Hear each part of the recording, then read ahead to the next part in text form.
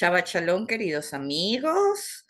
Hátima Tová, muchas bendiciones para todos y gracias por estar en esta última clase del año, si se quiere, en esta transición que hacemos entre el año 5785 y 5786.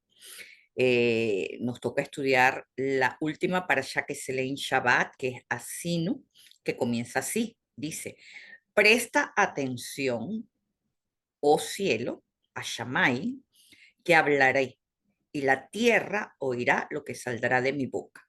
Aquí claramente se ve que Moshe, que es el que está hablando, está más cerca del cielo que de la tierra, es lo que nos quiere decir la lectura, es decir, él ya está a punto de trascender, ya tiene 120 años y es su discurso de despedida.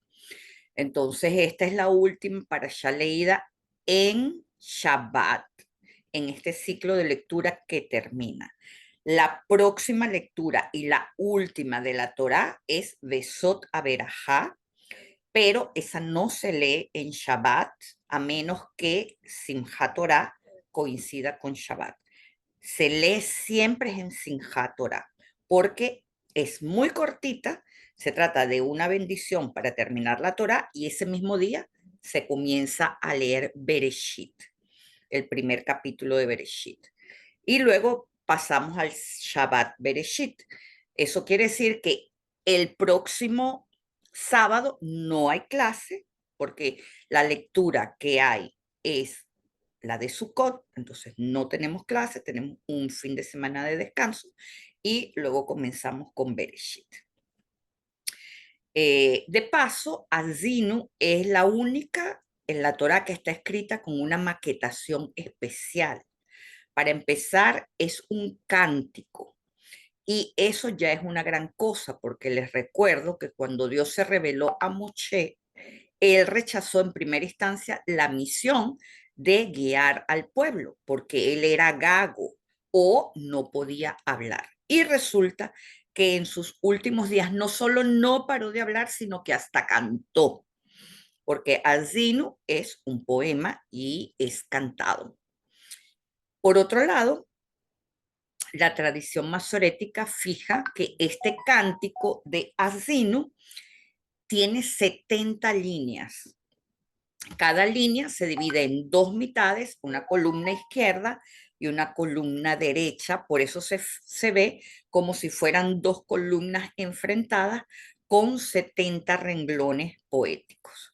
En el Talmud se enseña que Azinu debe escribirse Ariaj al Gavé Levena, como un ladrillo sobre el hueco de otro, lo que le da una forma de escalera que contiene 70 líneas porque en ella se cuenta toda la historia de las naciones, incluyendo Israel, en forma de código, desde la formación del mundo hasta el Tikkun Olam, lo cual finalmente podemos decir no es una vana esperanza hoy en día, sino que ya ese Tikkun Olam es ciencia.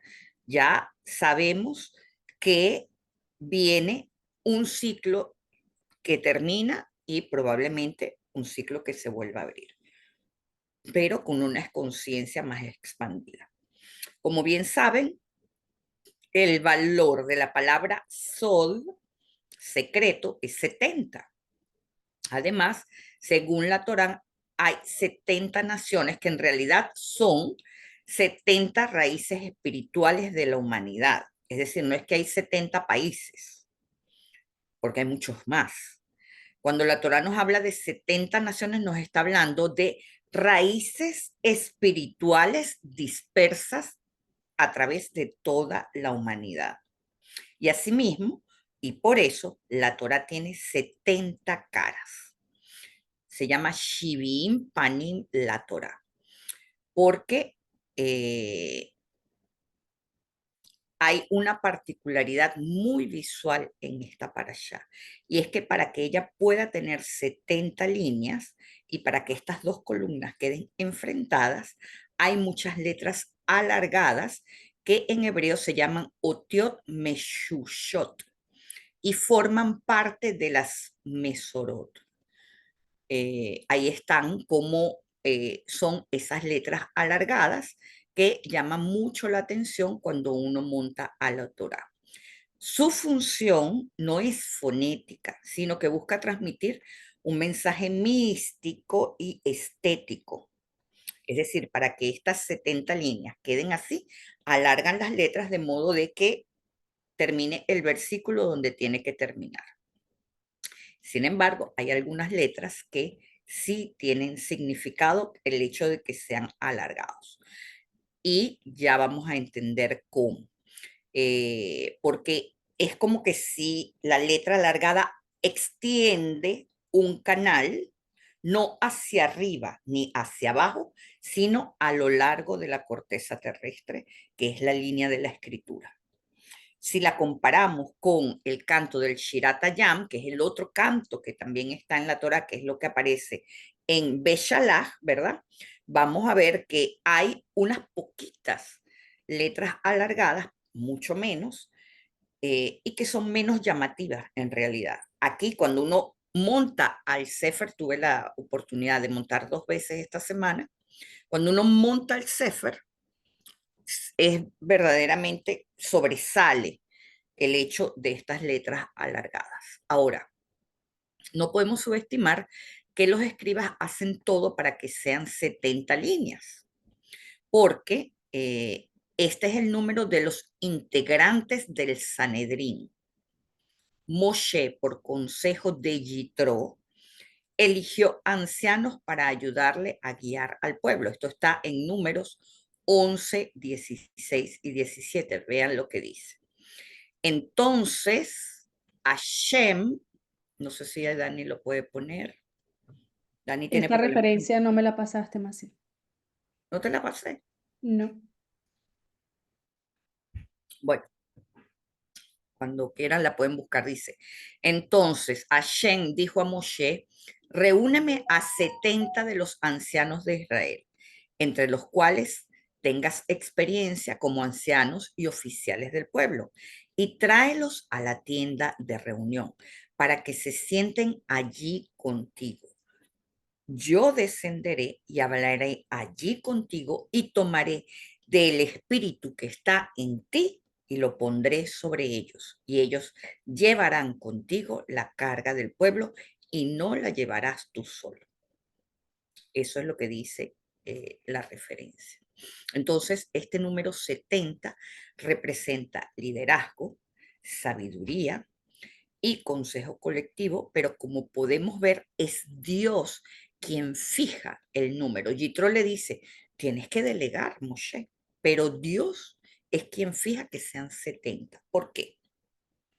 Porque después del diluvio, la Torá describe la descendencia de los hijos de Noah, Shem, Jafet y Yam, y allí se encuentran 70 linajes que la tradición rabínica entiende como las 70 naciones fundamentales de la humanidad. Entonces, podríamos decir que son 70 arquetipos de toda la diversidad humana. Por eso, los sabios dicen, 70 lenguas existen en el mundo y la Torá misma puede expresarse en esas 70 lenguas. Esto está en el Talmud Shabbat 88b. Ahora, no es que la Torá fue traducida en 70 lenguas, no. No es eso lo que nos está diciendo. Nos está diciendo que la Torá fue dada en 70 lenguas. Y así lo dice el Midrash Tanjumá. La Torá fue dada en 70 lenguas para que ninguna nación dijera no entendemos. Lo que dice allí es un lenguaje universal, mis amigos. Entonces, ¿qué es lo que sucede con Israel? Que es la número 71. Israel actúa como el corazón espiritual de la humanidad. Los 70 ancianos reciben la influencia divina a través de Moshe y en un sentido más amplio transmiten esa santidad al resto de las naciones. Entonces, cada anciano corresponde a una raíz espiritual que conecta con una de las naciones. Y el propósito de Israel no es dominar a las naciones, sino ser un ejemplo, elevarlas y guiarlas hacia el conocimiento del uno, porque Israel no es el pueblo elegido, es el pueblo que eligió a Dios como el Dios único. Y hay una gran diferencia entre ser el pueblo elegido y ser el pueblo elector. Son el pueblo que eligieron al Dios único, que dijeron directo con él. Y por eso se llaman Israel. El resto de las 70 naciones buscan un intermediario entre ellos y Dios. Israel no. Y la puerta de Israel está abierta para todo aquel que quiere abandonar al intermediario y conectarse directamente con él. Y eso es lo que nos está abriendo esta para allá. Si ella está abriendo el canal para que el que quiera entrar lo atraviese.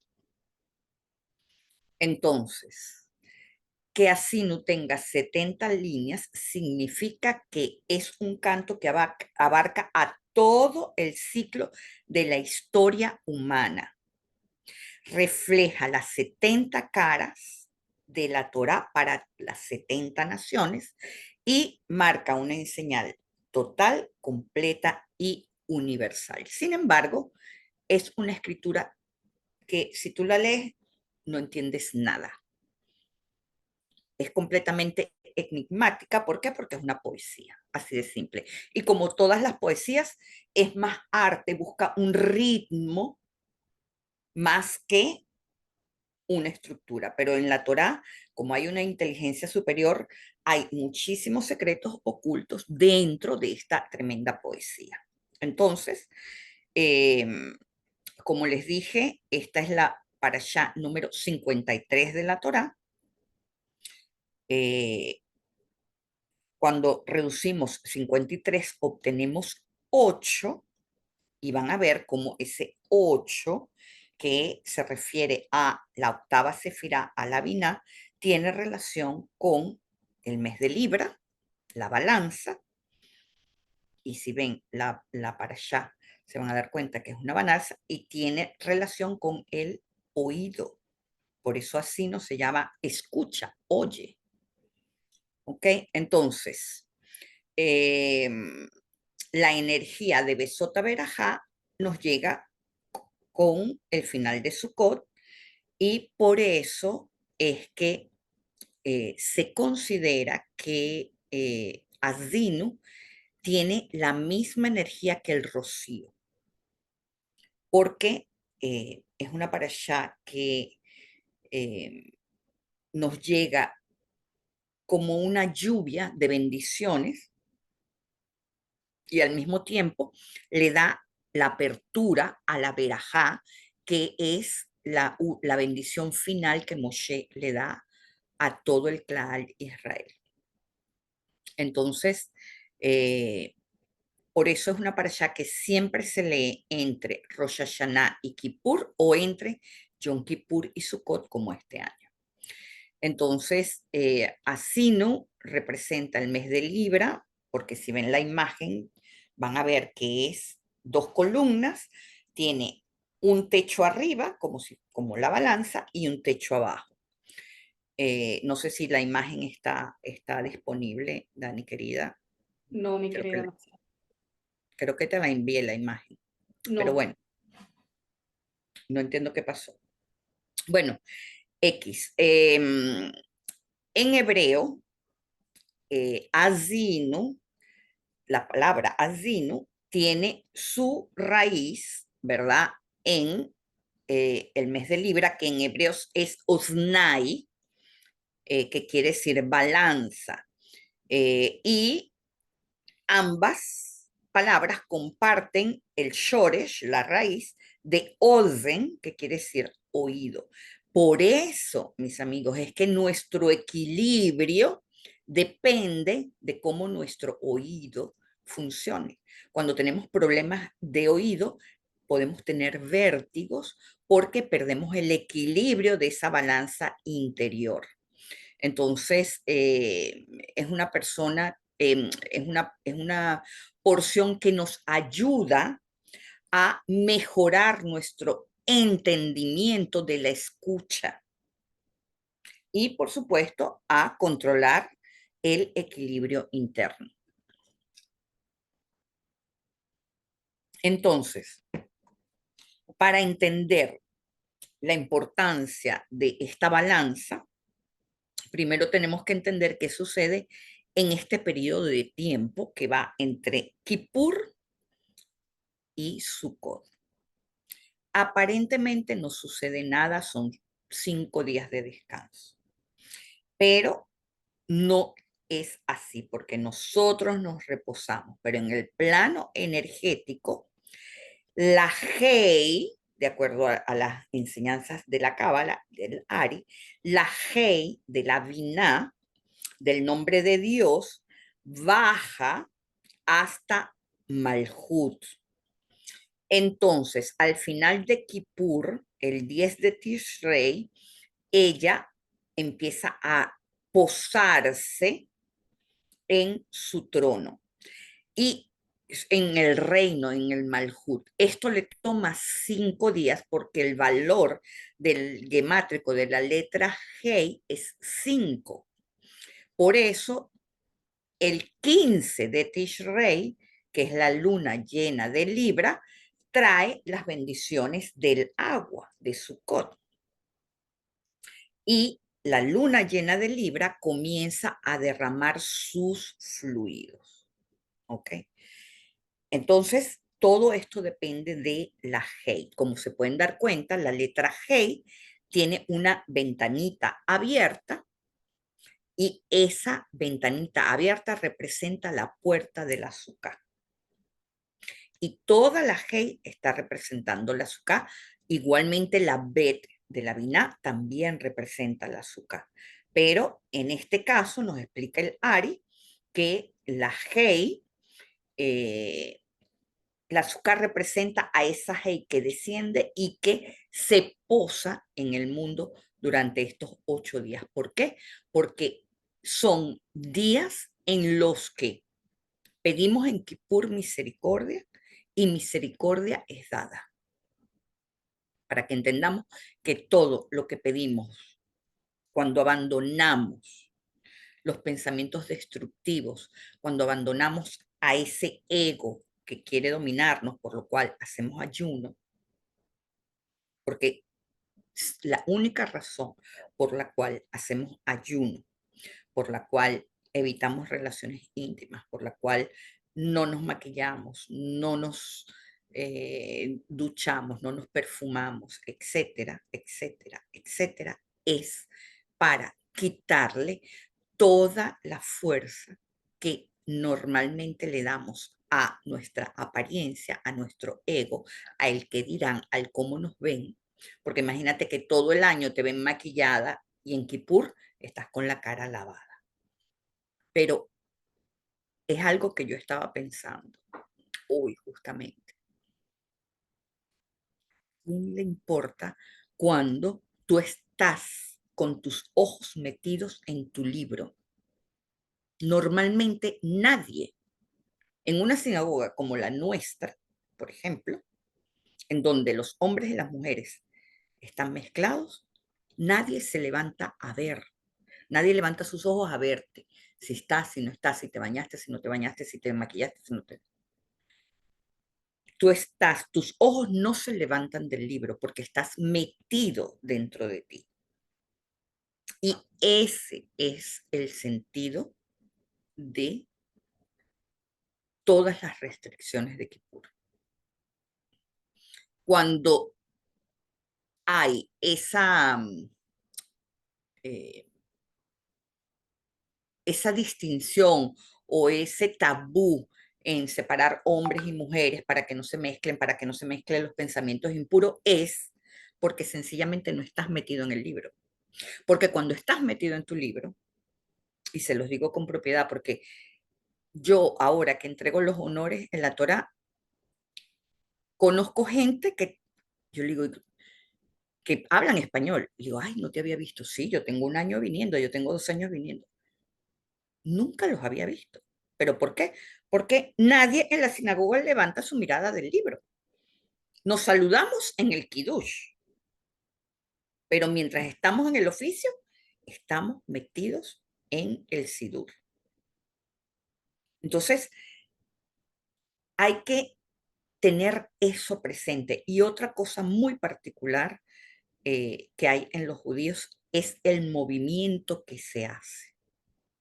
Cuando ustedes mueven el cuerpo al mismo ritmo que están leyendo, no tienen disposición cerebral para aceptar pensamientos ajenos. Por eso es que yo les recomiendo cuando muevan la lengua en círculo, porque están haciendo un movimiento y el cerebro está ocupado en darle la orden al órgano para que gire y en lugar de estar aceptando pensamientos extraños. Cuando uno está orando y uno está en este movimiento o balanceándose a los lados, el cerebro está ocupándose en controlar esos movimientos corporales y evitando pensamientos extraños. ¿Entienden? Entonces, lo mismo sucede, mis amigos, cuando uno quiere aprender una lengua o cuando uno quiere aprender a articular mejor. Tú vas leyendo en voz, digamos, vas leyendo lentamente, bien articulando mientras te estás moviendo, mientras estás caminando de un lado para otro. ¿Para qué? Para que él entre directamente como un autómata el lenguaje y no que los pensamientos extraños te distraigan. ¿Ok? Ahora, vamos a ver que hay dos cosas importantes que encontramos en esta porción y que necesitan balance. Fíjense. El 32.2 dice, mi enseñanza caerá sobre ustedes como la lluvia y mi palabra fluirá como el rocío, como llovizna sobre los tiernos brotes y como aguacero sobre las hierbas. Entonces, Rashi, vean que yo les subrayé la palabra shearim y nos explica que en esta palabra hay un juego de letras, porque la Samer y la Shin se pueden intercambiar en su pronunciación. Cuando le cambiamos el puntito de arriba de la Shin, puede pronunciarse con Shin, con Sh o con S, como las S. Entonces, Searim y Seirim se pueden intercambiar el significado y Searim, que normalmente se llama, se le dice así a los corderos, se puede cambiar por Seirim, que se entiende entonces como tormentas o vientos fuertes. ¿Qué quiere decir esto? Como ya saben que es un poema, ¿verdad? Rashi nos explica que esto nos quiere decir que los vientos fortalecen a la hierba y ayudan a su crecimiento. ¿Por qué? Porque el viento fuerte, las tormentas, hacen que la hierba se pegue con fuerza al suelo para sobrevivir, ¿verdad? Y es así como resiste, eso es su resiliencia. Y esto es una metáfora de lo que sucede en nuestros tiempos tormentosos, mis amigos. Esforno nos comenta que este versículo quiere decir que en el nombre de Hashem, la enseñanza de él caerá como lluvia para quienes están dispuestos y preparados a recibirla directamente de la fuente de la sabiduría. Y aquí nos está hablando de las 70 naciones.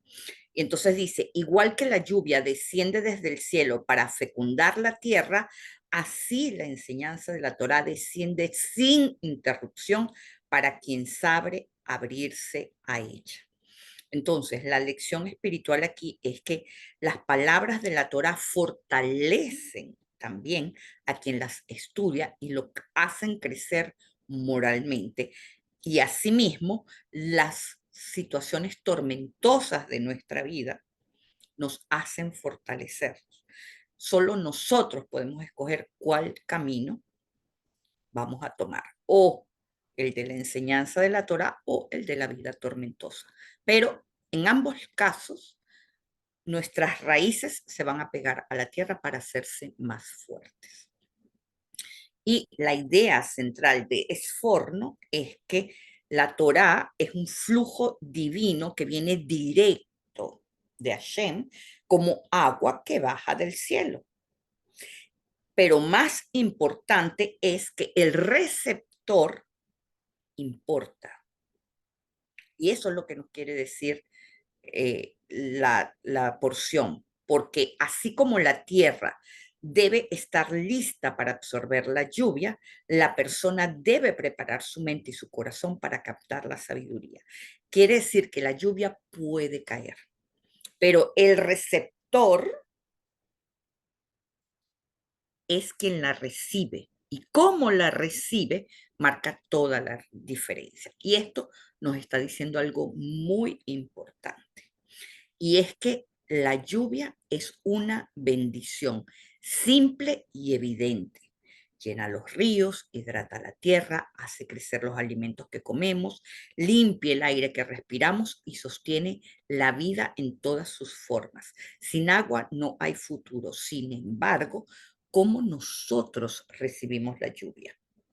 Qué molestia, ay, qué fastidio, me arruinó el día, ay, yo, la lluvia, ay, me mojé, ay, qué desastre el clima. Eso, por ejemplo, aquí, eso es típico. ¿Qué quiere decir eso, mis amigos? Que nosotros le estamos escupiendo la cara a las bendiciones. Y yo misma, hoy justo estaba pensando, hoy llovió. Y yo dije, pero con un viento, y yo dije, wow. Y capto esa parte de mi cerebro que dice, qué fastidio. Y después dije, no, qué bendición. Y tenemos que entrenarnos, mis amigos, para bendecir a toda el agua que cae. Porque además de todo eso, la bendición nos protege de los excesos del agua que cae. Y viene Escorpio, que es el mes que le sigue a Libra, que es un mes de exceso de agua. Recuerden que el diluvio ocurrió el 17 de Heshvan, el 17 de Escorpio. Entonces, todo esto nos está enseñando, mis amigos, que tenemos que hacernos amigos de esa bendición que cae, porque todo el secreto de la vida está allí. Quejarse de la lluvia equivale espiritualmente a rechazar el sustento que viene del cielo, mis amigos. Sin darnos cuenta, al quejarnos, estamos rechazando las verajá. Sin lluvia no hay cosecha y sin cosecha no hay vida. Por eso los jajamín advierten que hablar mal de la lluvia trae dificultad económica, porque espiritualmente es despreciar la fuente misma del sustento. Quejarse de la lluvia es cerrar el recipiente y bloquear la entrada de bendiciones. ¿Quién se queja con la lluvia? Levante la mano. Yo hasta hoy mismo tuve pensamientos de queja con la lluvia. ¿Por qué? Porque me molesta en mi vida cotidiana, que me moleste y que me siga molestando.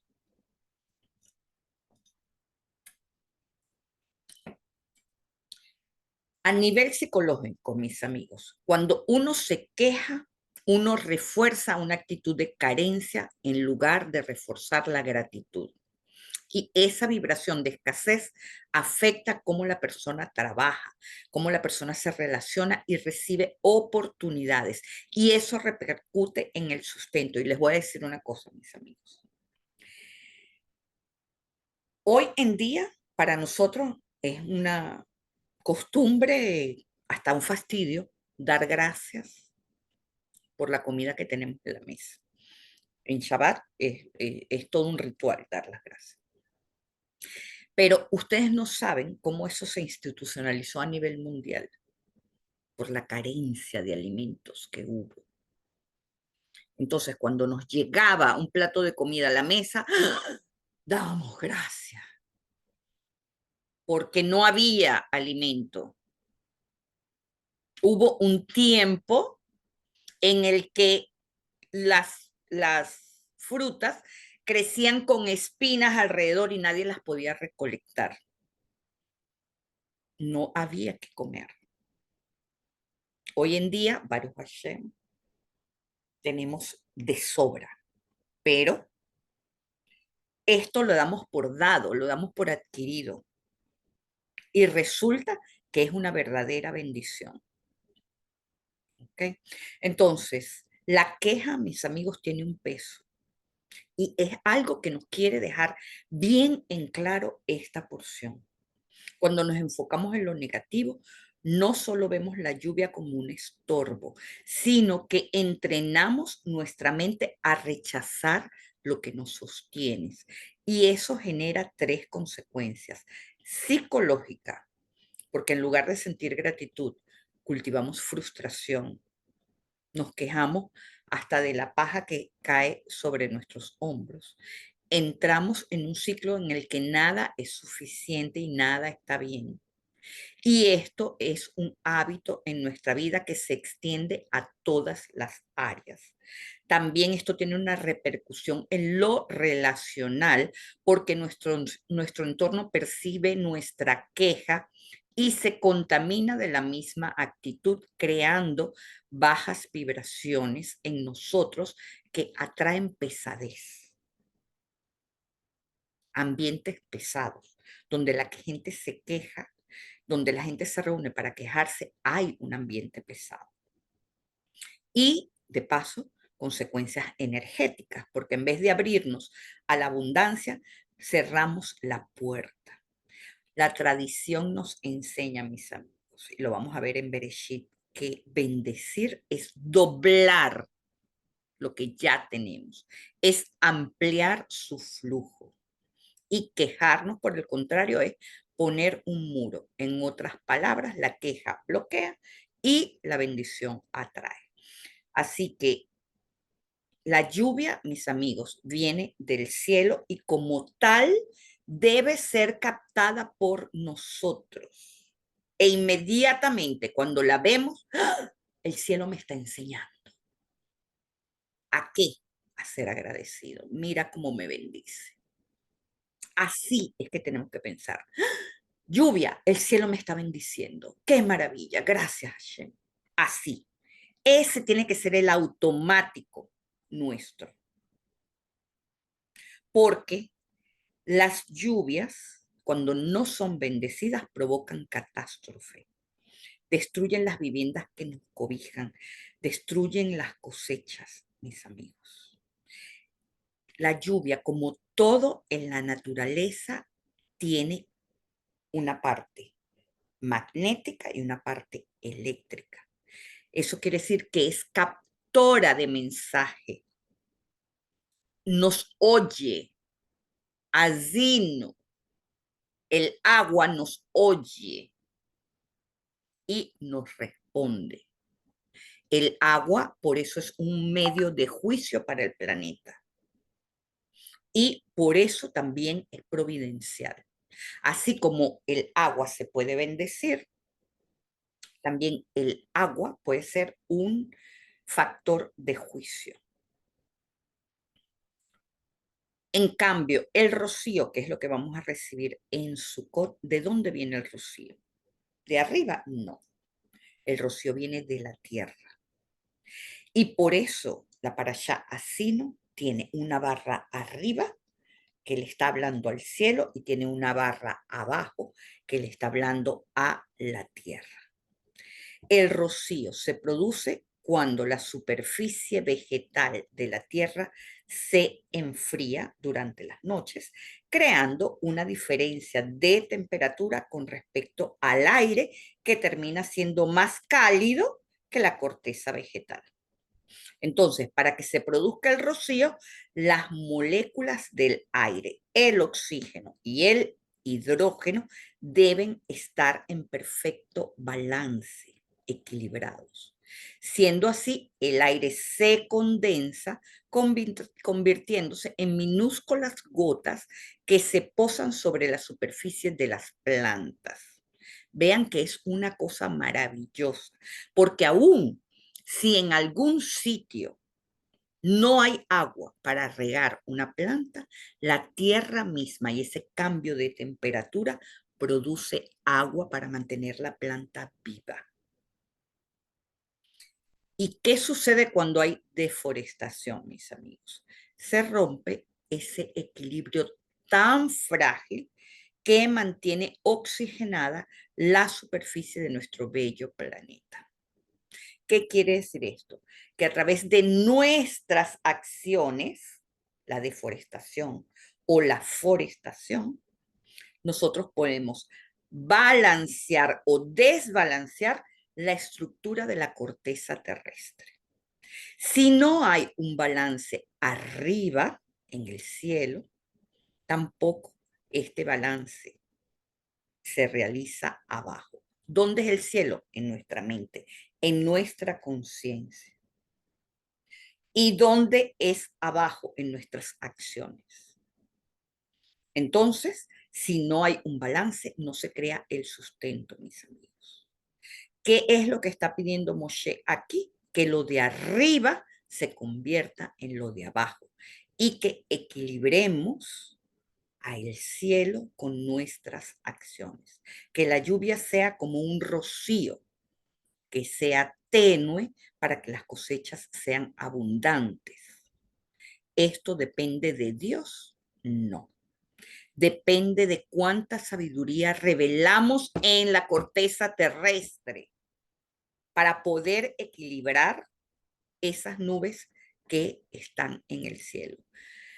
Así que el rocío debe ser como la lluvia, abundante, para que la tierra siempre esté ávida de semillas, de modo de darle vida sin que tenga que mediar regadores automáticos, pesticidas, tormentas, etcétera, etcétera, etcétera. Y es así como se logra el verdadero balance.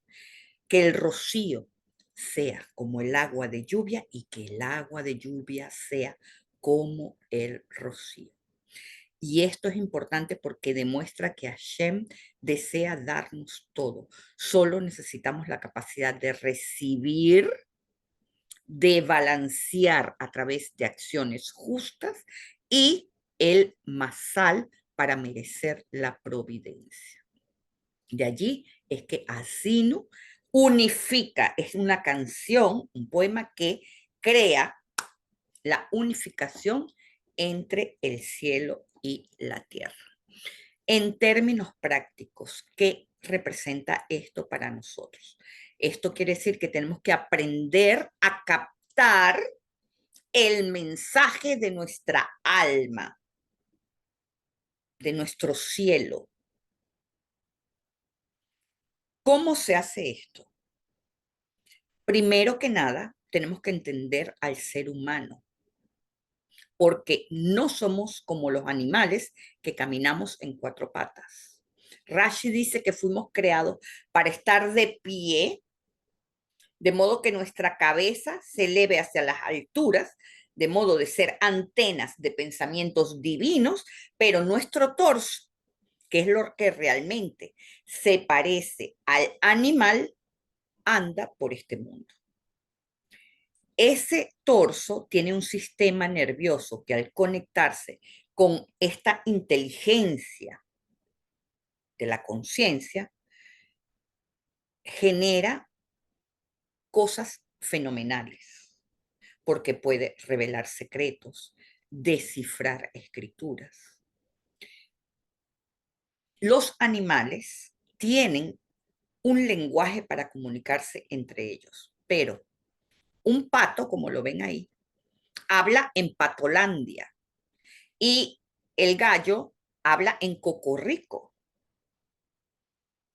Un pato no aprende de una gallina, ni un burro aprende de un caballo. Un animal no puede descifrar letras, ni puede aprender las costumbres de otro animal a menos que sea directamente entrenado. Pero más tarde o más temprano, su naturaleza va a salir a relucir. Y esto lo hemos visto cientos de veces. Animales perfectamente entrenados que luego terminan sacando su propia naturaleza. ¿Por qué? Porque eso forma parte del ser un animal. En cambio, el ser humano no es así.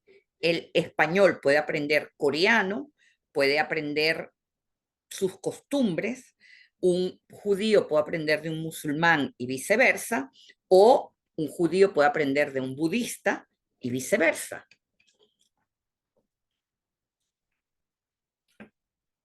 A nivel de inteligencia podemos evolucionar fácilmente, pero tenemos un problema. De arriba hacia abajo, la luz entra por la derecha, pero de abajo hacia arriba, el retorno es por la izquierda. Por eso, lo primero que surge de nuestra mente son pensamientos negativos, mis amigos. Porque de abajo para arriba, vamos por la izquierda. ¿Y qué hay en la izquierda? Egoísmo. Yo. Para que la comprensión, la flexibilidad y la intuición se exprese, tenemos que acallar, restringir esa parte racional, esa parte lógica, para permitir que esa alma que está en el lado derecho energéticamente de nuestro cuerpo, ¿verdad? Para que esa alma se exprese a través de pequeñas señales, de voces, de mensajes, de un video, de alguna manera. Por eso dice el Zohar que el tercer cerebro es un líquido que divide a ambos hemisferios, el derecho y el izquierdo, que es el líquido cefalorraquídeo. Ese es el tercer cerebro, pero ¿por qué? ¿Qué cosa tan rara? La masa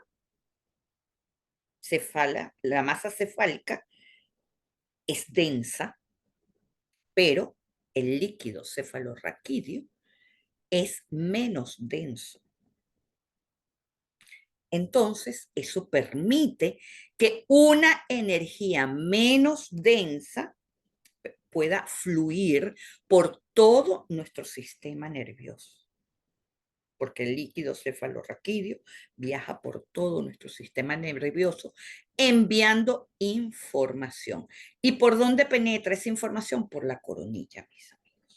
Eso quiere decir que para captar el mensaje de arriba, también necesitamos el torso, porque nuestra columna vertebral está pegada de nuestra cabeza. Entonces, nuestro animal, que se refleja en el torso, tiene que conectarse con la cabeza. ¿Y quién es el rey de nuestro torso? Nuestro corazón. En el corazón también hay inteligencia, solo que tenemos que dejar que se exprese, mis amigos, y no hacer que el animal acalle la inteligencia del corazón, no que el animal arrope, se trague y devore la inteligencia del corazón. Y si se fijan en Sukkot, en el Lulav, tenemos la representación de esas partes del cuerpo que son fundamentales. Cuando tenemos la rama de palma, esta rama de palma representa la columna vertebral, que es la antena de ese torso, ¿verdad? Luego tenemos las ramas, que son los ojos, los oídos, porque tenemos los dos tipos de ramas que tienen forma de ojos y oídos, ya lo hablaremos en su cot. Y tenemos el etrog, que está representado en nuestro corazón. Entonces, es importante entender que para nosotros poder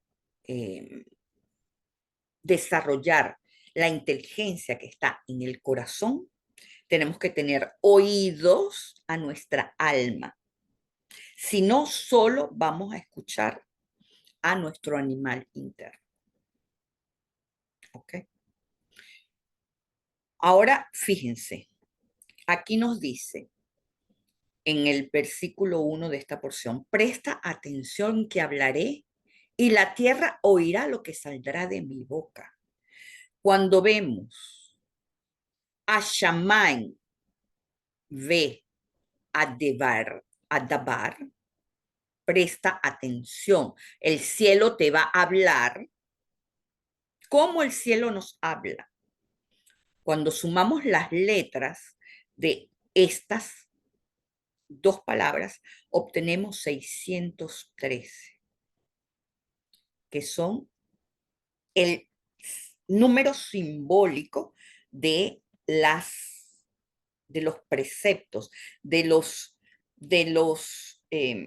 no le podemos decir mandatos, de las claves que nos da la Torá de cómo tenemos que comportarnos para conectarnos con esos niveles más altos de conciencia. Por eso Sukkot es una fiesta muy importante, porque ella en sí misma representa esta conexión con las 613 mitzvot. Ese rocío que se pega del azúcar es como la leche materna que extrae el sustento de la Shejina. Y ese sustento baja con esas 613 canales de aperturas que se abren. Por eso esta porción es el capítulo 32 del libro de Barín, que es el número de la palabra Lev, que quiere decir corazón. Hay comentaristas que piensan que el autor de esta porción es Yehoshua, pero esta incógnita desaparece a través de la temurá, que es tomar la inicial que hay en cada palabra para formar otras palabras o números. En este sentido, encontramos una particularidad. En las primeras iniciales de cada verso, desde el capítulo 32, versículo 1, hasta el 32, versículo 6, tenemos que en el pergamino de la Torá, la Hei que inicia el versículo 6 es una letra grande, rabatí, es decir, una gran Hei. Los sabios encontrarán que esta es una señal, pues allí se termina una cuenta. ¿Qué quiere decir esto? Que si tomamos el valor numérico de las primeras iniciales de los versículos, obtenemos la gematría de 345, que es igual que la del nombre Moshe. En otras palabras, Moshe firmó su composición y pareciera que Moshe sabía que iban a generarse dudas porque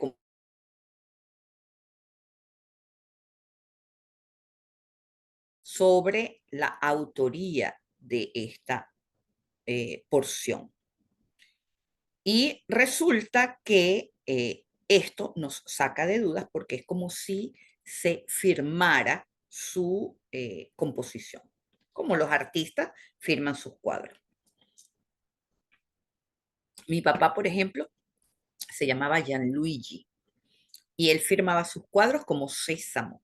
Ese fue su nombre judío que él adoptó. Entonces, eh, hay otra cosa importante.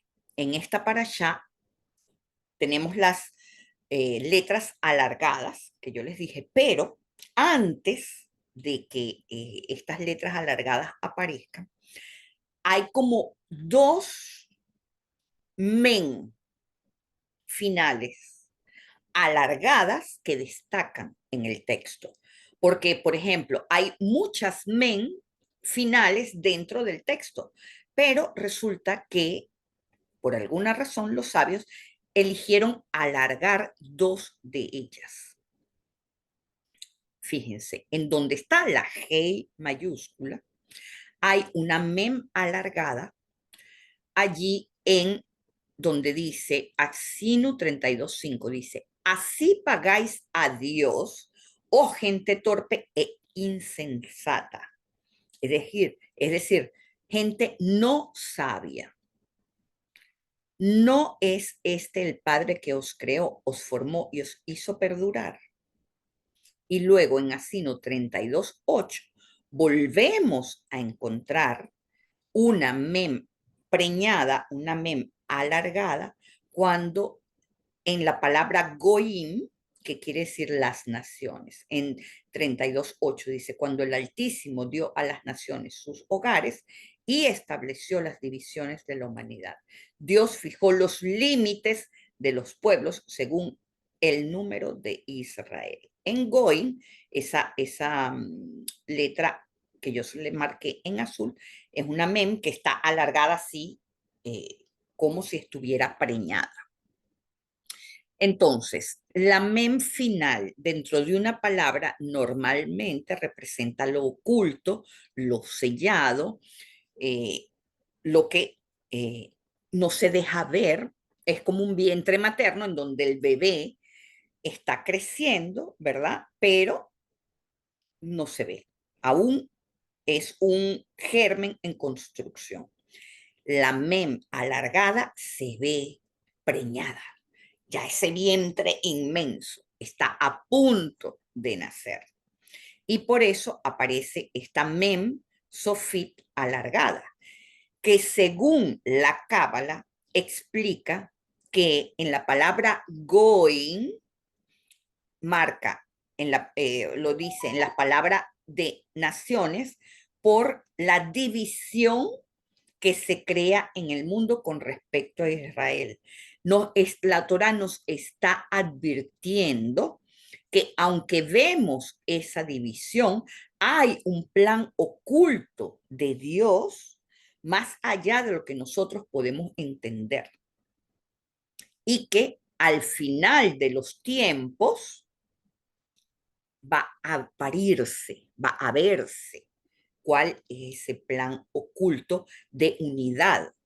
Ahorita hay división, hay guerra, todos los potenciales que hemos creado de la humanidad están como revolviéndose todos y todos están apareciendo al mismo tiempo. Pero esta men alargada nos dice, no te creas que esto es así. Hay un plan oculto y es este plan oculto lo que se va a cumplir, lo cual nos llena de muchísima esperanza. Entonces, este alargamiento de la MEM señala que no es un proceso inmediato, sino que se extiende en el tiempo histórico. Por eso Asinu nos habla desde la creación de la humanidad hasta la formación del Mashiach. ¿Ok?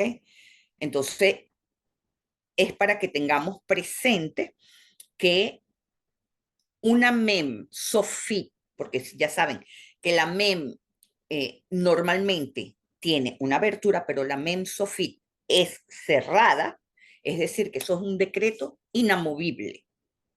Estamos condenados a la unidad, mis amigos. Pase lo que pase y digan lo que digan, la humanidad va hacia la unidad. ¿Ok? Ahora, otra cosa muy importante, como es una parashá muy corta, entonces no es que vamos a hacer una clase muy larga, pero quiero que vean algo. En Deuteronomio 32:1, fíjense, las parashot están separadas en 7 pedazos. Se llaman 7 aliot. Cada pedazo es una aliá y se llama a una persona que se le hace el honor de que suba a la Torah. Yo, como estábamos en la Selijot, el lunes pasado subí, pero cuando uno sube, durante la semana, no hay todo el protocolo de llamado que se produce en Shabbat. Entonces, hoy pedí subir para, digamos, para coronar eso. ¿Por qué? Porque cuando vemos las letras iniciales de cada alía, en este caso, el asino es todo el capítulo 32, ¿verdad? Como para decirnos, este es el corazón de la Torah. Pero en el versículo 1 está la Hei. En el versículo 7, que es la segunda alia, está la Zai. En el versículo 13 está la Yud. En el versículo 19, que es la cuarta alia, está la Vav. En el versículo 29 está la Lamed, que fue la que me tocó a mí. En el versículo 40 está la Haf. Y en el versículo 44, que es la última lea, está la Vav. Estas letras forman una frase que se llama Hasiv Lehu, que quiere decir vayan hacia el esplendor. ¿Qué nos indica esto? Que en la medida en que se lee la Parashá Azinu, es como si se estuviera encendiendo una vela y las personas que van subiendo van como resplandeciendo hacia toda la humanidad. Yo pedí subir, pero yo no sabía qué aliá me iban a dar, porque yo ayudo, pero a veces yo ayudo en la distribución, pero un Shabbat le toca a George, que es mi compañero, y otro Shabbat lo hago yo. Este Shabbat le tocó a George. Y yo le dije, George, quiero subir, no tengo ninguna razón específica, pero quiero subir para terminar el año así. Y él me dio justo las 5, que es la Lamed. ¿Y cómo comienza la alía? Para los que enseñan, para los sabios. Es decir, mi trabajo de enseñar resplandece. No porque sea yo, resplandece la Torah que nosotros aquí en Cábala Renovar hacemos para este año, Baruch Hashem. Si vemos la gematría de estas dos palabras, hacen un valor numérico de 84. ¿Qué es 84? Halom, que quiere decir sueño. Pero sueño no de que vamos a dormir, no. Halom representa el mundo de los anhelos, el mundo interno, el mundo de la conexión con lo que aún no es tangible. ¿Qué quiere decir esto, mis amigos? Que nuestro trabajo es aprender la LAMED a desprendernos de todo lo que nos mantiene anclados en la tontería, en las pequeñeces, en lo insignificante y realmente preocuparnos por lo esencial, por lo trascendente. Ese es el trabajo de la LAME. Y ayudar a que la gente lo entienda así, a expandir ese mensaje. Uno se casa la cabeza, se rompe la cabeza con que, ay, está lloviendo, ay, aquello, ay, lo otro. Tonterías que son realmente banales, cuando lo esencial y lo trascendental es ocuparnos por abandonar nuestro egoísmo, por evitar que nuestro animal interno nos domine, dirija nuestra vida, dirija la manera como comemos, la manera como nos relacionamos, la manera en cómo amamos. Todo eso está a cargo del animal, mis amigos. Tenemos que quitarle ese peso al animal y ponerlo en donde realmente es trascendente.